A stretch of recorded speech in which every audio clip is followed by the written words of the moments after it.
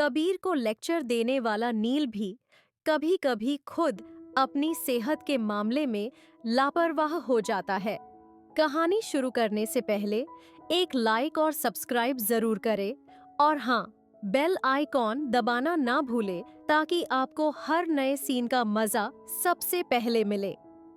सुबह के lecture hall का माहौल हमेशा की तरह हल्का शोर से भरा था।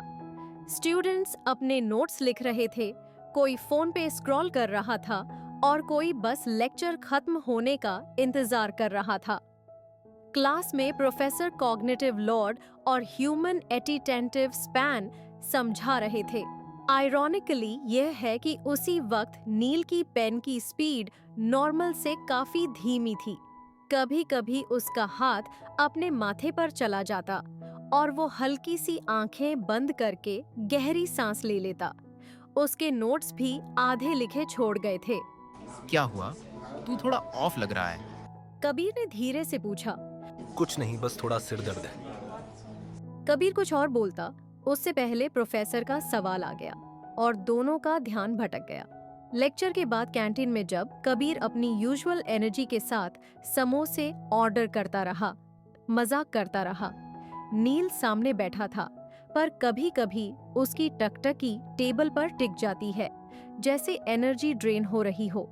चाय का कप उसने दोनों हाथों से पकड़ रखा था, जैसे उसकी गर्मी से आराम मिल रहा हो। तू श्योर है ना, सब ठीक है? नील ने चाय का घूंट लिया और सीधा जवाब दिया। हाँ यार, इतना भी वीक नहीं हूँ, बस लाइब्रेरी जा रहा हूँ, कुछ रेफरेंस चेक करने हैं। कबीर ने 2 सेकंड एक्स्ट्रा उसकी आंखों में देखा, फिर शोल्डर श्रग कर दिया। ठीक है, मैं रूम में हूँ, असाइनमेंट पेंडिंग है। दोनों अपने अपने रास्ते चल दिए, पर अंदर ही अंदर कबीर के दिमाग में एक डाउट बैठा था। नील कुछ छुपा नहीं रहा, बस अपना ध्यान नहीं रख रहा। रूम में आकर कबीर अपने डेस्क पर बैठ गया। लैपटॉप खुला, ईयरफोन में हल्का म्यूजिक और एक रजिस्टर खुला था। वो इतना फोकस के साथ लिख रहा था कि बैकग्राउंड के गाने सिर्फ शोर बन गए। कभी कीबोर्ड पर टाइप करता, कभी पेन से रफ नोट्स बनाता, जैसे एक मिनी रेस चल रही हो उसके और टाइम के बीच। कई घंटे बीत गए। जब अंत में पेन टेबल पर रखा तो उसने कुर्सी के बैकरेस्ट से लगकर आंखें बंद कर ली और एक गहरी सांस ली। असाइनमेंट का मेन पार्ट पूरा हो चुका है। तभी उसकी नजर दीवार घड़ी पर गई। 8 बज चुके थे। कबीर ने फोन उठाया और नील को कॉल किया। रिंग होती रही, पर कोई जवाब नहीं। दूसरी बार कोशिश की, फिर भी खामोशी। एक टेंशन की लकीर उसके चेहरे पर उभरी। आमतौर पर नील 6:30 से 7 बजे तक रूम में आ जाता था। ये उसकी पुरानी आदत थी। चाहे कितना भी बिजी हो, वो एक फिक्स्ड रूटीन फॉलो करता था। पर आज 8 बजे के बाद भी रूम खाली था। कबीर ने लोअर लिप दबाया और दिमाग में सुबह और कैंटीन के विजुअल फ्लैश हुए। नील का बार बार माथा छूना, अनयूअल साइलेंस, चाय का कप दोनों हाथों से कसकर पकड़ना। कबीर के दिल में एक चुभन सी हुई। शायद सिरदर्द सिंपल नहीं था और मैं बस लाइटली ले रहा था। उसने फोन टेबल पर रखा, खुद को समझाने की कोशिश की। लाइब्रेरी में नेटवर्क हो सकता है ना हो, या फिर बिजी हो गया हो। पर उसकी आंखें बार बार दरवाजे की तरफ जा रही थीं, जैसे बस नील अभी एंटर कर जाए। कबीर ने फिर फोन उठाया, घड़ी की तरफ देखा। 8:30 बजने वाले थे। लाइब्रेरी बंद होने का समय हो गया था। उसके चेहरे पर टेंशन और ज्यादा स्पष्ट रूप से दिखने लगी। कबीर ने मैसेज भेजा, पर रिप्लाई नहीं आया। थोड़ा बेचैन होते ही उसने जैकेट उठाई और हॉस्टल से बाहर निकल गया। हवा में थोड़ी ठंडक थी और रास्ते भर उसके दिमाग में बस एक ही बात घूम रही थी। नील आमतौर पर 7 बजे तक आ जाता है, अभी तक क्यों नहीं आया? लाइब्रेरी की बिल्डिंग दूर से देखते ही उसकी चाल अपने आप तेज हो गई। लाइब्रेरी के पास आते ही सब कुछ और शांत हो गया। शीशे के दरवाजों के अंदर से धीमी पीली रोशनी और बिखरी हुई किताबें दिख रही थीं। बस 2 स्टूडेंट्स अपने काम में थे। अंदर कदम रखते ही सिर्फ एसी का हल्का गुनगुनाते हुए और पन्ने पलटने की आवाज सुनाई दी। कोने की एक सीट पर नील अपनी डेस्क पर हेड डाउन करके सोया हुआ था। उसका चश्मा थोड़ा सा स्लाइड करके गाल के पास आ गया था और उसके फोन की स्क्रीन टेबल पर फेस डाउन पड़ा था, साइलेंट मोड पर, इसलिए कबीर के कॉल और मैसेज कभी उस तक पहुंचे ही नहीं। नील का चेहरा थोड़ा लाल लग रहा था, जैसे हल्की सी लालिमा बुखार की वजह से आ गई हो। उसकी सांसें असमान थीं, पर फिर भी उसके सोए हुए एक्सप्रेशन में एक अजीब सा इनोसेंट कामनेस थी, जैसे थकान और बुखार दोनों ने उसे मजबूर करके बस वही सुलाया हो। कबीर धीरे से आगे बढ़ा, उसके सामने खड़ा हो गया। एक नरम आह निकल गई उसके होठों से। पागल है ये, अपनी हेल्थ को इग्नोर करके यहाँ सो रहा है। उसने हाथ आगे बढ़ाया, नील के कंधे को धीरे से छूकर जगाने के लिए, पर जैसे ही उसने टच किया, कबीर का चेहरा फ्रीज हो गया। नील का शरीर असामान्य रूप से गर्म था, तेज बुखार के कारण। कबीर की आंखों की टेंशन तुरंत बढ़ गई, उसके दिल की धड़कन तेज हो गई, जैसे उसने अपनी उंगलियों से नील के कंधे की जलती हुई गर्मी महसूस की। नील, तुझे तो बुखार है यार। कबीर का दिल जोर से धड़क रहा था। नील का गर्म माथा स्पर्श करते ही उसके चेहरे की टेंशन और बढ़ गई। लाइब्रेरी खाली थी और उस खामोशी के बीच सिर्फ कबीर की चिंतित सांसें सुनाई दे रही थी। उसने नील का फोन उठाया, जो अभी भी साइलेंट मोड पर पड़ा था। फिर उसका बैग कंधे पर डाला और धीरे से नील को जगाने की कोशिश की। नील, उठना।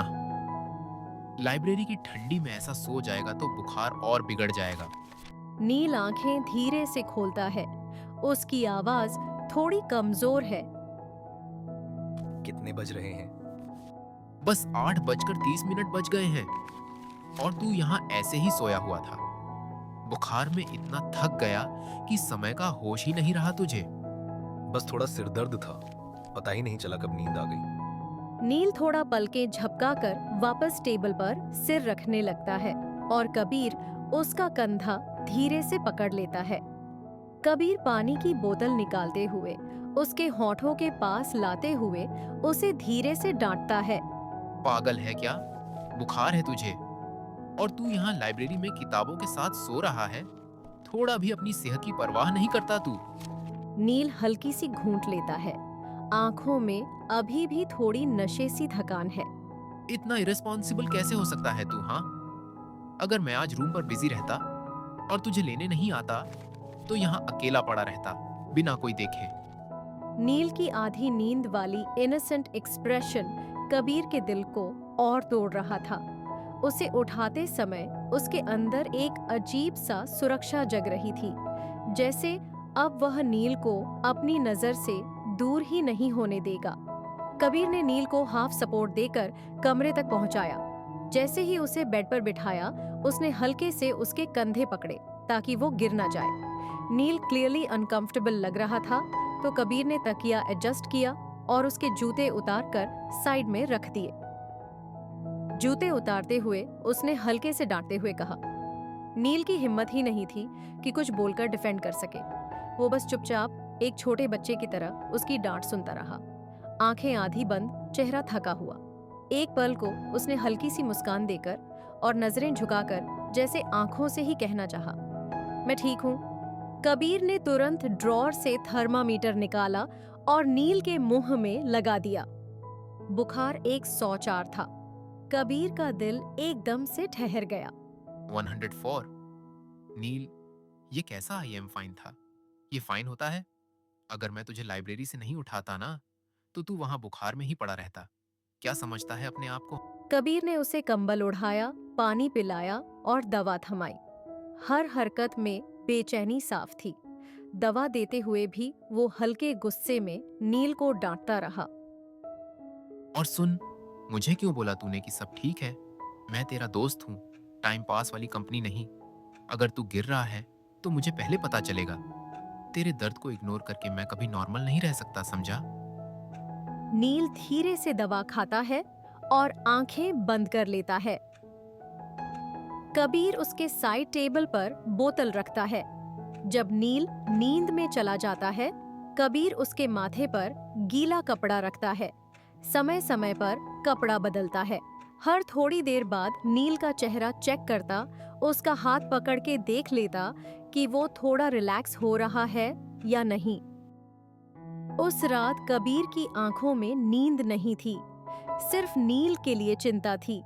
हर बार गीला कपड़ा बदलते वक्त उसके चेहरे पर एक ही सवाल था, नील अपने आप को इतना पुश क्यों करता है?